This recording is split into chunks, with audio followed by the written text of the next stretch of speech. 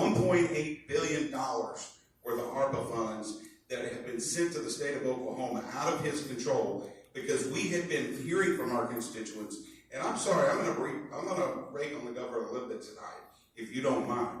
The governor talks about he represents all 4 million people in the state of Oklahoma. Well, so do we collectively. The difference between me and Governor Stitt is you have my cell phone number if you're a constituent of mine. You don't have Governor Stitt's cell phone.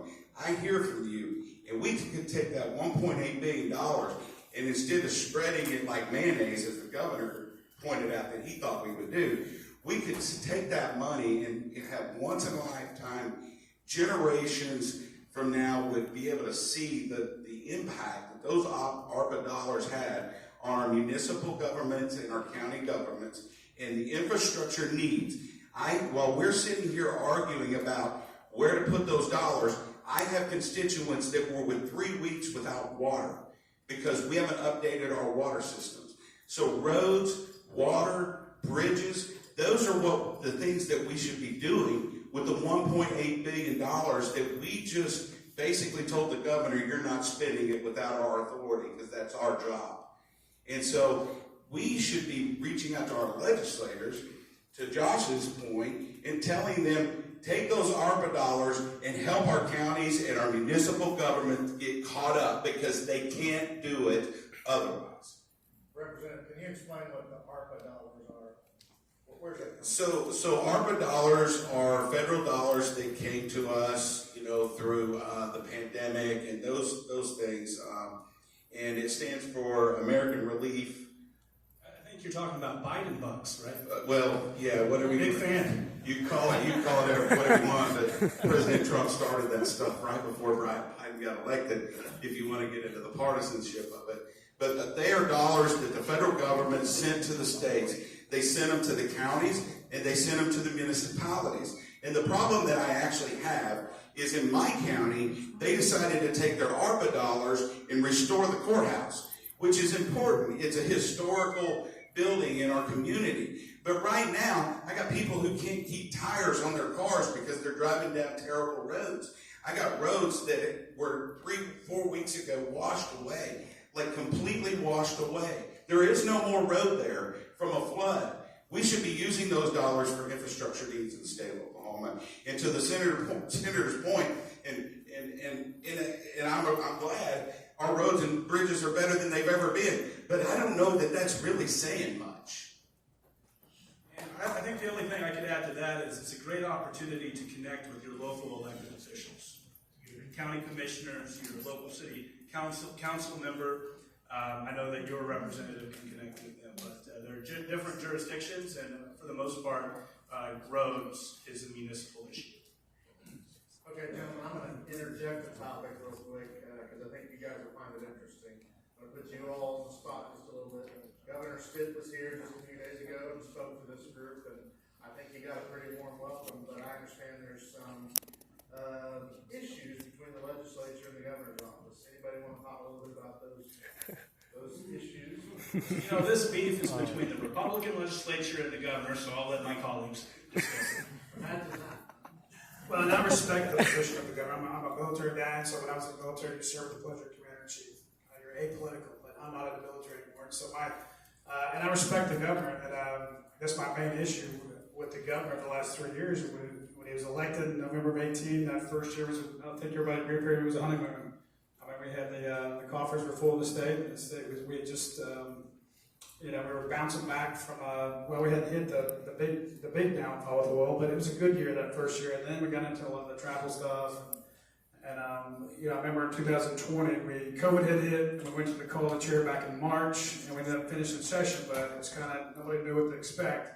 And nobody knew, we were dealing with a pandemic that none of us had experienced before. And so what started it was, he wanted to spend pretty much everything we had in savings. And the House and Senate got together. We override a bunch of vetoes is what we did. But I remember him doing weekly or daily press conferences and basically slamming us. And we were DC, DC politics, DC liberals, and we kind of let it go, and I'm speaking for myself. I'm not speaking on behalf of any of these gentlemen with me, but personally I thought, we're dealing with something that we've never experienced before with the pandemic, and so we kind of let it slide and try to repair some of those relationships. And then the next year we came back. And after that, in 2020, the voters passed Medicaid expansion, right? So the state fought it for years. The Republicans did. We fought it because there's no such thing as government fund anything. It's your tax dollars, your parents' tax dollars that pay for this stuff. But it went on a ballot, and it was a constitutional state question. So Medicaid expansion is now the Oklahoma Constitution. So we don't have a choice but to fund that. And so we can't even, with the statutory, there's two types of state questions: the statutory and there's constitutional. With the constitutional state question, we can't make the changes to that. It has to go on a ballot. So we're now tasked with implementing that Medicaid expansion. And so we had, we already have senior care in the state of Oklahoma. If I think of, I don't know, roughly 1 million Oklahomans are on senior care, right? And so he wanted to take the expanded population and run that through managed care. Well, and we don't all think alike. We probably disagree on some of the aspects of this, but our position was we already have senior care in the state. It operates at a 4% over cost. We're going to run that Medicaid expansion through senior care. Well, the governor had a plan to run it managed care through out-of-state insurance companies, and so we had ran a bill on the House side that said, no, we're going to take that money. We're going to ensure that we run it through senior care. It's a 4% overhead versus a 15% cost of what the insurance companies are going to charge. Plus, we're already on the hook for 10%. It's a 9-10 match. And so we ran that legislation. That afternoon, my dad called me and said, "What are you guys doing up there?" And I said, "What are you talking about, Dad?" So he did a press conference and basically said, "I'm disappointed in the House Republicans for passing Joe Biden's liberal socialized agenda in the wee hours of the night." Well, it was late because we've been on the floor. It was deadline week, and so we were on the floor from 8 o'clock that morning. It was after midnight when we got off the floor that night. And so I had to, basically, he went to calling us Joe Biden liberals, his family, his Republican family. And so, well, I had to come out and say something about it. And then last week, I felt like it was very punitive. We did pass a budget in the House and Senate, and it's just not, you're working with three different entities. The House, the Senate, and the government, the executive branch, and so there's never a perfect budget. And so the budget that we agreed on, we passed that, and he came out with a message at a press conference and vetoed it, and basically said the same thing, calling us Joe Biden liberals. And I don't understand why that's always his go-to.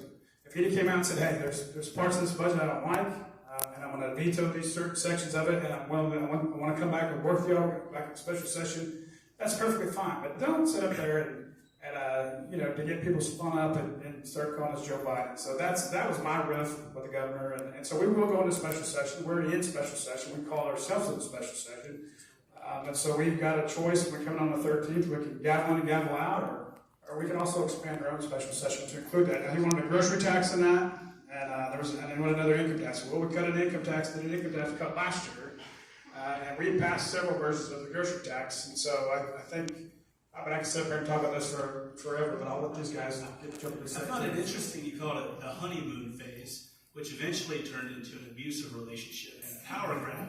But like all toxic relationships, one side fails to set boundaries, and would you agree that beginning in his tenure as governor, you gave him all of the control that he asked for at every move the Republican legislature gave him more control, and then he took it and ran, and then all of a sudden y'all were like, "Hey, we didn't want this." But you allowed it. Well, in the legislature, you try to have relationships, you try to work together and have good relationships. Out of 101 members, there's 18 Democrats. That's why you guys don't have much to say about anything. But we have to work with the governor. The governor betrayed the trust. I can talk for hours like Josh and everybody up here about this issue. But the problem with the governor is he thinks we work for him. And the bad news for him is I don't work for him, I work for you. And the problem with the governor is we have been working for over a year. I'm on the ARPA committee, and it's the House and the Senate. We've been working for over a year trying to figure out where these dollars need to go. And the governor was just waiting for us to get out of session because the president gave him control of those dollars, which we took control back. But as far as the budget goes in the special session, and the issues we have, when you were in 5th grade, everybody in here I believe is a junior, when you were in 5th grade, there were 50,000 teachers at the state capitol in Oklahoma, and they were up there striking for a teacher pay raise. The governor constantly gets up in front of crowds of people across the state and says, "Look what I did. I got news for you. Governor Stitt wasn't even in office. You know what Governor Stitt was doing while he was campaigning? He was calling me at 10 o'clock at night, asking me about teachers at the state capitol and what were we going to do. He wasn't fixing the problem. We up here fix the problem. This is why we have a good savings account in the state of Oklahoma. This is why we took votes as Republicans that we didn't want to have to take. But we weathered the storm. And while he grandstands out there talking about how great he is, he didn't do a flippin' thing but call me at 10:30 at night saying, what are y'all doing up there? Because he has no idea how government works and how he has to work with us, and that we are co-equal branches.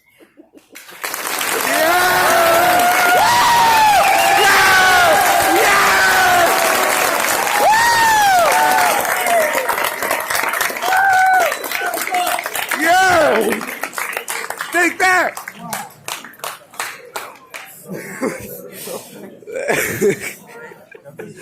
Oh my Lord. I really didn't understand what he said.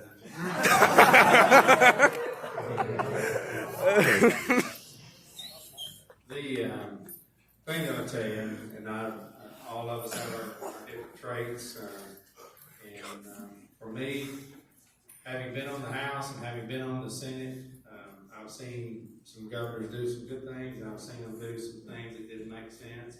But that's always going to be the case. The current governor came from a corporation mindset where he was the boss. I think that there's been a huge learning curve for him, and sometimes it's worked out well that he, was had enough support that he was able to control an agenda item that was forwarded to him. But you got to remember that the Republicans are in charge of the House and the Senate and the executive branch. If you're on a football team, if you're on a basketball team or baseball team, you're supposed to be working together. And there's always a battle behind the scenes of keeping selfishness in check, keeping attitudes in check, keeping that team spirit alive to where that you're all pulling in the direction. There's not any place harder to do that than in the political arena, because there's always that election around the corner. And sometimes people get more focused on that than what they should. But the governor, as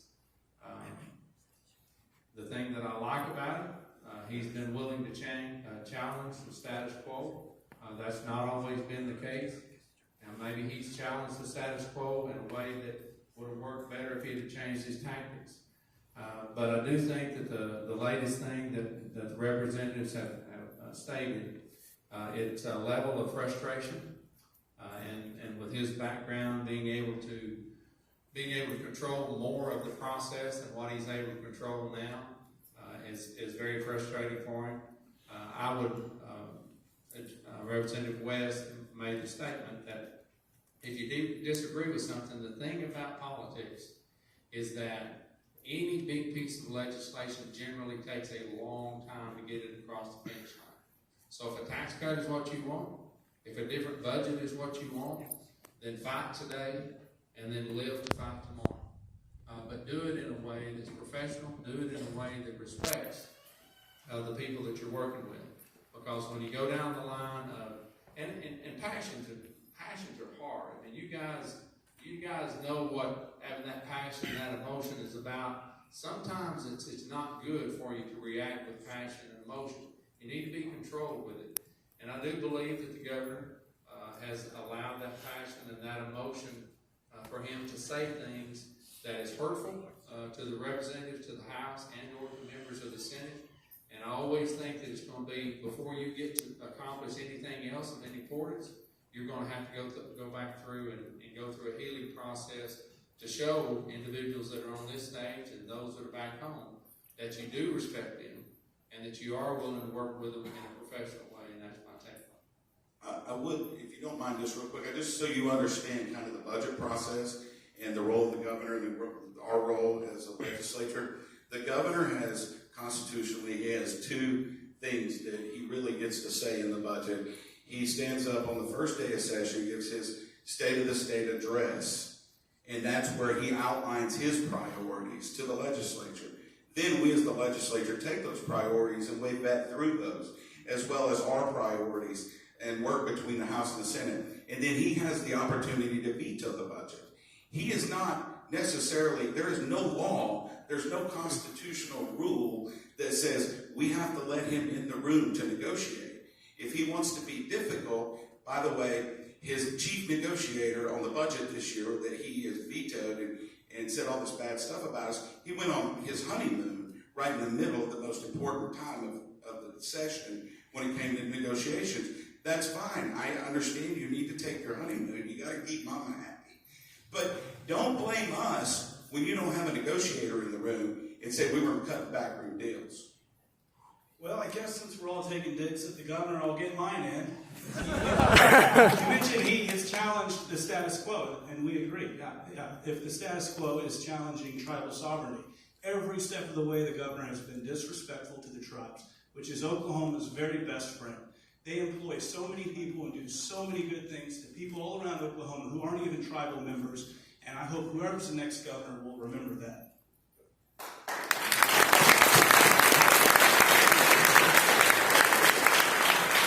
Thomas. I'm Thomas Young from Cholo, Oklahoma. I was wondering if, considering the argument that just happened, as soon as you started mentioning bipartisan politics, you got angry. I was wondering if you think that that bipartisan system could be affecting your efficiency in releasing legislation. Who wants to take that?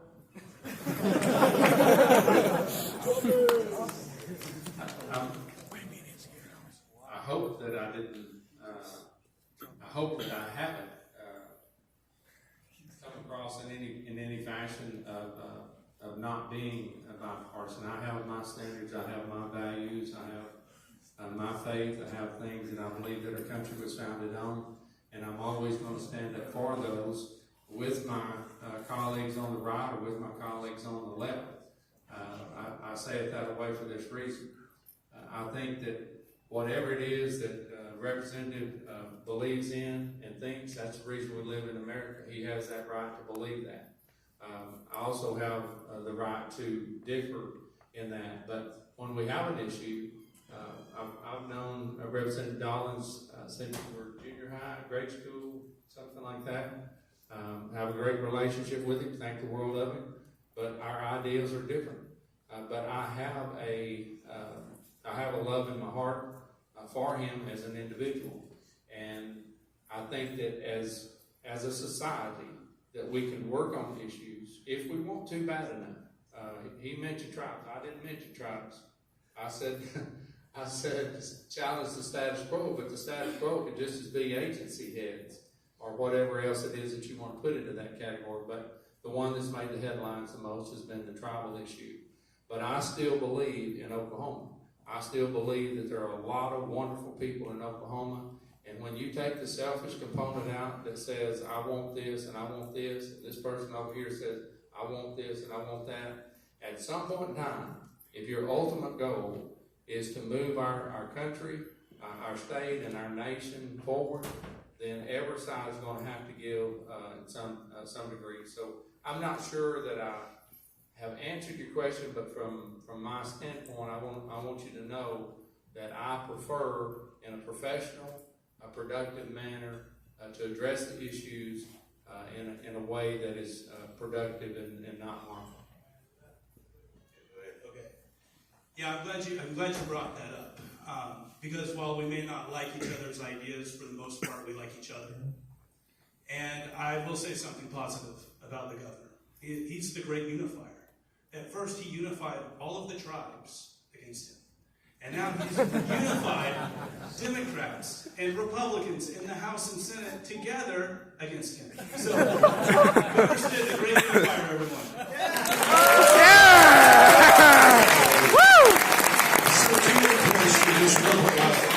This won't be a rant. Don't mistake passion for anger. Because up here on the, you can tell that there's a vast difference between the House and the Senate. I mean, we're very rambunctious. We're it's like daycare versus the nursing home. I mean, you go to the Senate to retire, you get born into the House.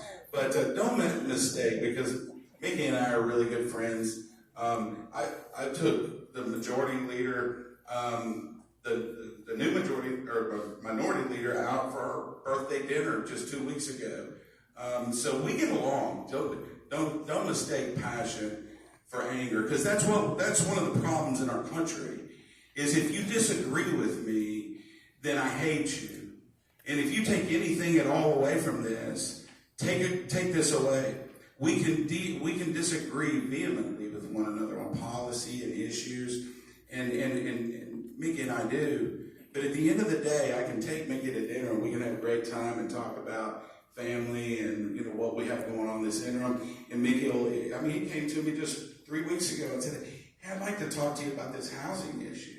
And he knows right out of the gate that I probably have some differences of opinion. So don't mistake passion for anger, because none of us are angry up here. And I would say that, so there's 101 reps in the House, there's 48 senators in the Senate, and so we all represent our own individual district, and so I represent a red district. That's how I vote. If I can go to church on Sunday and I can't get 10 people to agree with me where to go eat lunch after church, so you take 149 people and try to get them to agree on one thing. It's not going to happen. So there's always an element of compromise, and I got to compromise with that. Outside of my faith and my moral compass, I got to compromise with a lot of things, with my marriage and even with my kids to a certain extent. But I remember when we came in 2016. There was a guy I could not stand. I hated his guts and livers. It was Colin Walkie. I'm a military guy. He's an MMA guy, and so I couldn't stand the guy. And then we came. Our first session, we got put into a normal session, and 2 back-to-back special sessions, and then we had an 18 came along. We were in concurrent session, and we're in special session and regular session. We had a teacher walk out, and I remember sometime one of those special sessions I was at, sometimes eating somewhere and walking happened to be there. We started talking, and I really wouldn't hate the guy, but 6 years later, he's one of my best friends in the world. We still vote different, we still think different, and bottom line is my constituents can't vote for Colin. His constituents can't vote for me. I still vote and represent my district, but a lot of y'all get your political opinions, from your parents or whether they watch Fox or CNN. And so I would tell you that, go have conversations, like I said before, with people who don't think like you, don't look like you, don't talk like you. It usually backs up my own position. Colin and I do a podcast called Inside the Capitol. It's on Spotify. And there's never an agenda. We just talk about it. We talk about tough topics, and we don't ever have anything written down. It's a free flow podcast. But I want people to see that, hey, I can sit down across the table from Colin Walkie on an ideal or a topic we disagree with, and I don't have to sit on stage and call him a piece of crap. And that's the thing. I look at DC a lot of times. They haven't passed a budget since 1997. And so if I look at what we have to do in the state of Oklahoma, we're constitutional. Our main job is to pass a budget. Constitutionally mandated to balance the budget. We can't print money out. And so that's the difference. That's the federal government. They don't even print money out anymore. They just push a button on the computer. And so, but the reality is that they don't get anything done. They get there and talk a lot, talk about how bad the other side is, but they don't get anything done. And so I want Oklahoma to know you have a functioning government. Despite our differences, as Marty said, we still live in a great state, we still live in a great country, and I was in the military for a long time, and after that I got out and did private security contractor work, and I've been in some shady countries where, they still ride donkey carts as a form of transportation, and so I look at the poorest of the poor that we have here, and I look at those people over there, and it always makes me, I'm happy to live where I do, and I've seen things and done things that would blow your mind, and I always am proud to be from Oklahoma, proud to be from the United States. So it doesn't have to be that way. I think partisanships, it's good to be bipartisan on some things, but we're always going to be partisan. There's always going to be there's other parties besides the Republican and Democrat. It's a two-party system, and so but it's important to at least hear your people out that don't think like you, and don't necessarily agree with you. Usually, like I said, usually backs up my own position.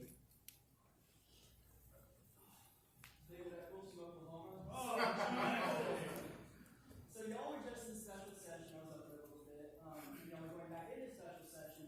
Why is that? Why did you call it the first time? Why is the governor calling it? What are y'all looking to get done with that? Yeah, so as I was mentioning earlier, the legislature called its own special session to deal with the ARPA dollars, the $1.8 billion dollars that the governor has control of up until this point. And then the governor vetoed the budget